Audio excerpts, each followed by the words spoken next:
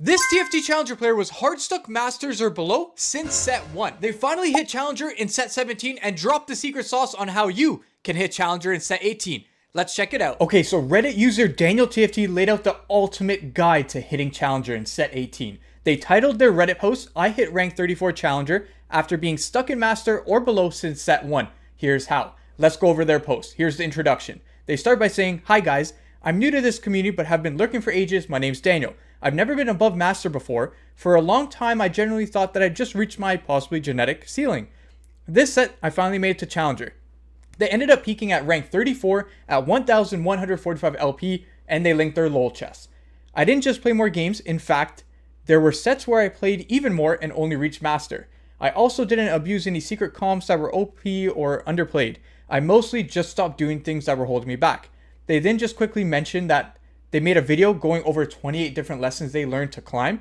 They tagged the video at the bottom of the Reddit post. I will be linking in the description as well if you want to check that video out for a more visual approach to this Reddit post. However, for this video, we're going to go over each of their tips that they list one by one, dissect it, give my thoughts on it, and see how you can use it in set 18 to climb to Challenger. Okay, tip number 1 in the Reddit post is play less, learn more. I love this tip. I think it is great advice to abide by, especially if you want to hit Challenger here. So they state that they hit Challenger in fewer amount of games than some of the previous sets where they only hit Master.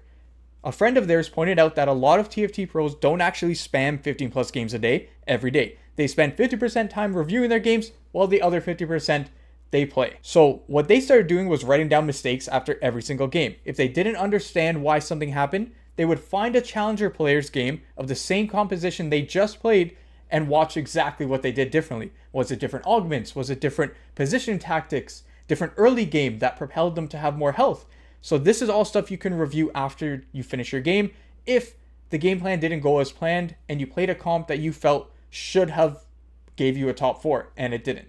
Review somebody in the pro scene, in the YouTube scene, somebody with high elo that played the exact same comp. It could be a meta comp, could be an off meta comp. See how they did and see exactly what they did different.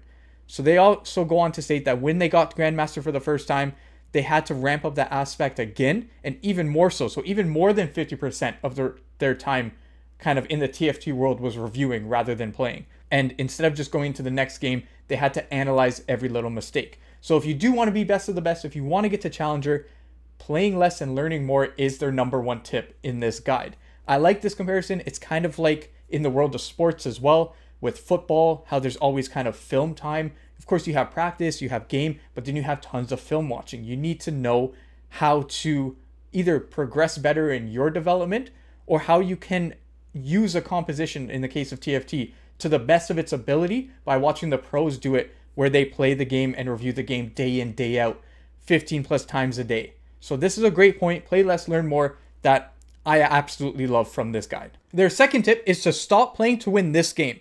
They state that this mindset change has had the biggest impact in hindsight.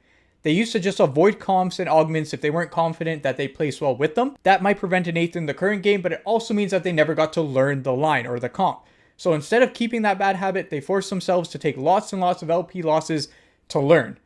For example, they picked Expedition this set despite going 8th basically every time they played it because they knew it was an extremely strong augment and it would lead to free wins once they figured it out. So this is a great tip. However, I don't agree with it wholeheartedly in terms of picking something just to pick it and learn it. This is where tip 1, I would say, takes precedent. If you can learn the game through VOD review and watching pros pick it and how to kind of organize your board, how to play mid game around that specific augment, you can use that rather than sacrificing your own LP. But the point they're trying to get across is don't hold a tight grip on your LP where you have to win every game. You have to go first every game. Just ensure you're learning along the way and you're using all of your knowledge you have within that game, despite finishing 6th, 8th, whatever it may be, to improve. Because at the end there, they say long-term improvement is greater than LP right now, and that's something I can get behind. Okay, tip number 3, stop trying to play the strongest comp. Take what you're given. I can't stress this enough. Playing the board that's provided to you, whether you go 6th, 5th, 4th, 1st, you should do it. Because sometimes that A tier, B tier build is going to be a lot stronger than an S tier build that you're forcing contested into 3 other players. So they say in their guide here, stop looking at tier lists and just forcing one of the S tier comps. Previously, I would always ignore units that didn't fit one of those comps and force my way towards whatever was the current meta. So now, they said stop looking at tier lists. I disagree with that. I'm a tier list kind of guy. Make sure you're looking at my tier list on my YouTube, on my TikTok, on my Spotify, whatever it may be. Tier lists are the key to TFT, but I get what the point they're trying to convey here. So the result that they go on to say, the result was that I'd often end up with no direction at all and would just bleed out without hitting the comp. Fair enough. Or I would be unable to further strengthen my board after hitting because of low HP and then also bleeding out. I've been there hundreds of times. If you just go with the flow and use high rolls to see high rolls that you see, there are usually some high rolls in every game. The question is just whether you see them or use them or not. You'll perform way better on average. Your spot is way more important than the tier of comp you end up with, in general and with exceptions, of course. This I agree with big time. You got to play what the game gives you. TFT is gambling. You're gambling for the best comp. You're not always going to get those S tier comps handed to you. Somebody might be getting an S tier comp handed to them on a silver platter. And if you force that same S tier comp, you're going up against somebody who has the comp ready to go already. So 9 times out of 10, you're losing. So just take what the game gives you and play the strongest comp with those units you're given. Okay, number 4 is a really interesting one. Don't make 50. What do you mean don't make 50, Daniel? Come on. Give me a good breakdown on this. So they say, I spent a ridiculous amount of time in Master thinking that getting to 50 gold and staying there was the correct way to play TFT. I'm thinking that as well right now. Then they would hit 4142 with 30 HP, do one giant roll down, miss a few units, and die. I feel like Daniel's taking shots directly at me in my gameplay. Eventually, I become much more comfortable spending gold to improve my board in at least some way every single turn, if it's reasonable to do so. So they pose a question to you. Would you rather be 70, 80 HP with 30 to 40 gold at 4-2 or 30 HP with 60 gold at 4-2? I think I'm with Daniel on this one. I'd rather be 70, 80 HP. The extra HP lets me flex my board, go fast 9, do what I need to do at that point in the game, even if I have only 30 to 40 gold. So I like their thought process. I like what they're trying to explain here. Having 30 HP, you are basically potentially 2 lives on stage 5. Potentially 2 lives on stage 5 if you don't hit. And that is scary. So I definitely get it. I'm definitely with them. This is an effective way to not having to make 50 when you're at 4-2 or in stage 3 when you have pairs on your bench and you can 2-star certain units to make your board that much stronger. This point right here, point 4, is the greatest point of this guide so far, in my personal opinion. Okay, number 5, don't play for first. I feel like this goes kind of hand in hand with the one up here where it says, stop trying to play the strongest comp, take what you're given. But let's see what Daniel TFT has to say about it here. So they used to make almost every decision based on how can I get to the strongest possible board before dying. But sometimes that isn't the correct question. Always playing like that can turn a top 4 into a 7th very quickly. If there's a player in your lobby who's going to be stronger than your theoretically capped board anyway, saving up gold to be able to roll on 9 instead of just leveling now and spiking by adding units can be a costly mistake.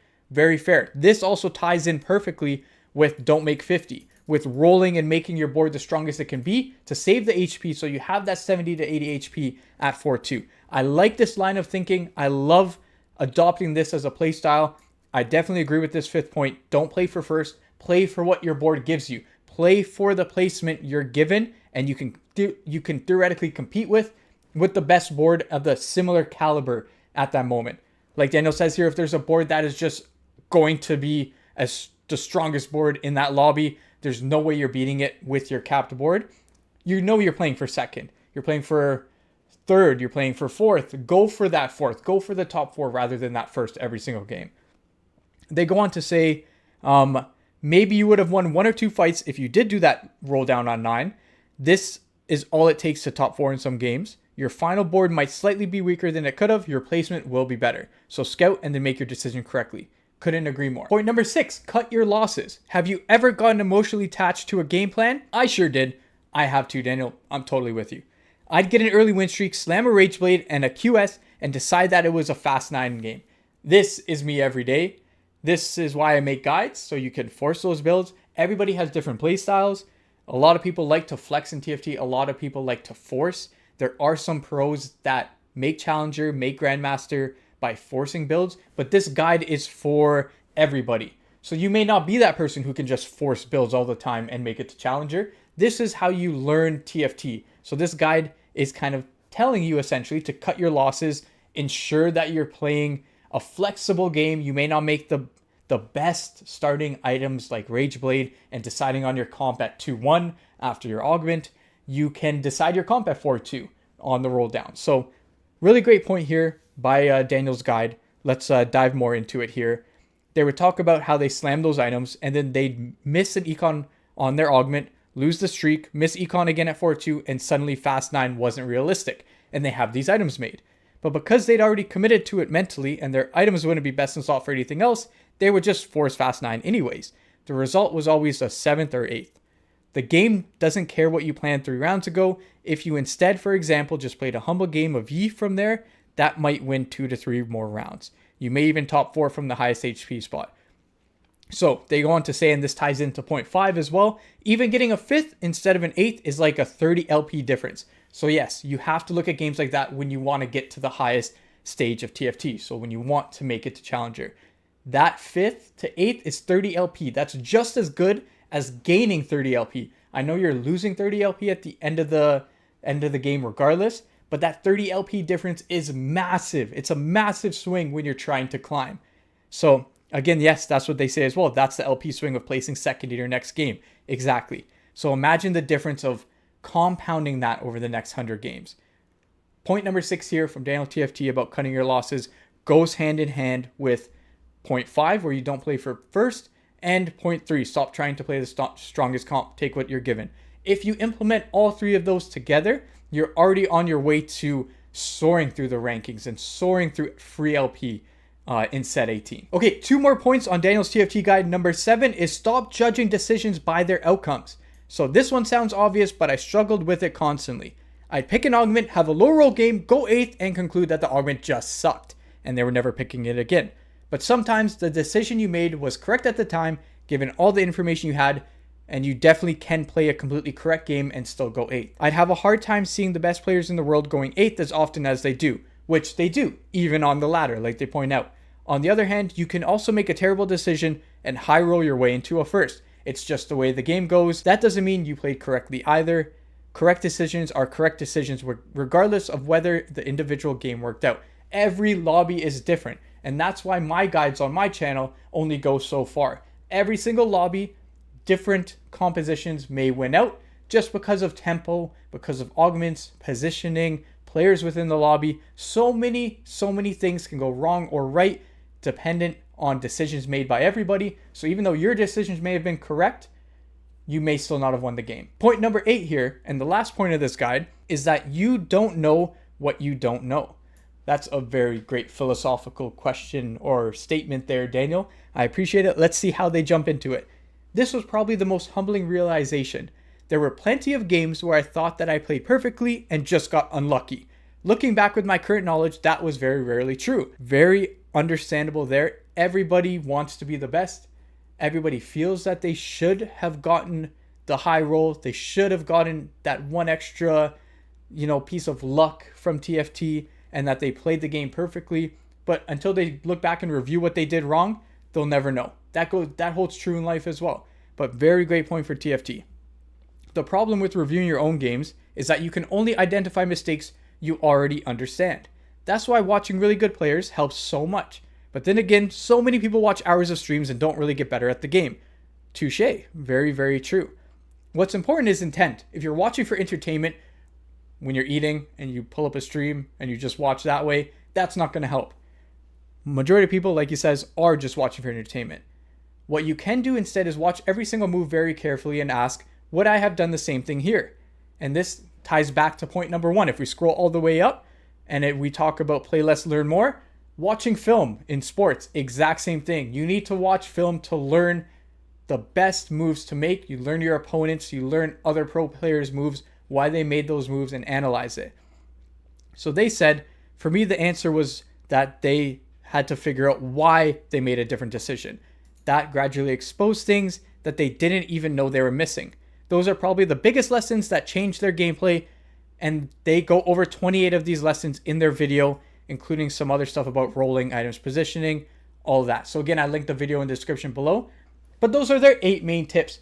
Very, very structured guide here. I really appreciate them posting this. It's going to help me and my TFT adventure. I hope it helps you. If you guys didn't see it on Reddit, I hope this format of the video provided you an avenue to kind of even kick back, relax, have something to eat, have a coffee, and listen to me yap about the guide and throw my 2 cents in. The 8 points here, I would say you can kind of group in between stop playing, or sorry, not stop playing, but play less, learn more. So watch film, review, but actually when you're watching, review it. Compare it to your gameplay. What would you do differently? And analyze those VODs. VOD reviewing is the best. And then the next one is play the line you have. Play the game you have. Stop playing to win. Play for the best possible outcome of that game. If it's a 4th, so be it. If it's a 6th, it's better than an 8th.